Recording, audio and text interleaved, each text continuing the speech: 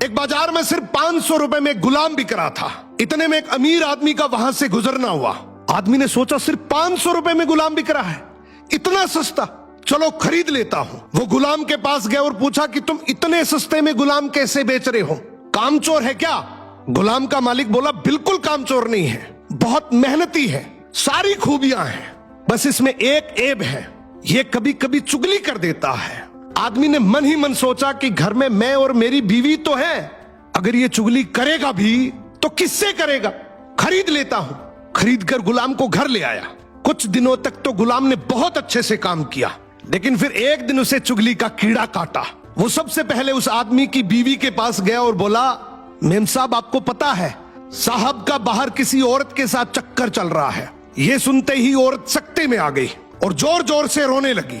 गुलाम बोला, अरे मेम साहब आप रो मत, हिम्मत रखो, मेरे पास इस चीज का पक्का इलाज है। मैं एक बाबा को जानता हूं जो आपकी इस मुसीबत को जड़ से खत्म कर देगा। आप बस एक छोटा सा काम करना, रात को जब साहब सो जाए तो उनकी दाढ़ी से कुछ बाल काट कर मुझे दे देना। औरत तैयार हो गई।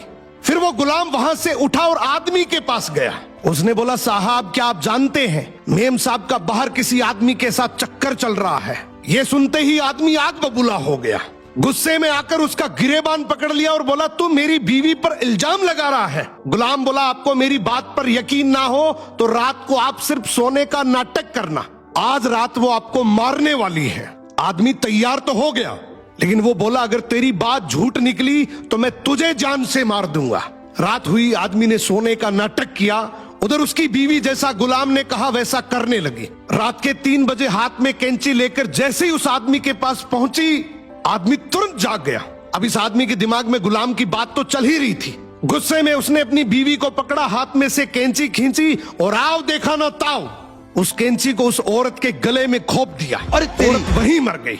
जब औरत के परिवार वालों को ये बात पता चली तो उन्होंने इस आदमी को मार दिया। और जब आदमी के परिवार वालों को ये बात पता चली तो दोनों परिवार आपस में ऐसे भिड़े कि दोनों परिवार पूरी तरीके से खत्म हो गए। इसलिए कहते हैं शरीर में घुले जाने वाले जहर का तो फिर भी इलाज है, लेकिन कान में घुलने वाले जहर का इस दुनिया में कोई इलाज नहीं है। ये एक ऐसा जहर है जो नस्लें बर्बाद कर देता है। सो सुनी सुनाई बातों पर बिना जाने कभी भरोसा मत करो।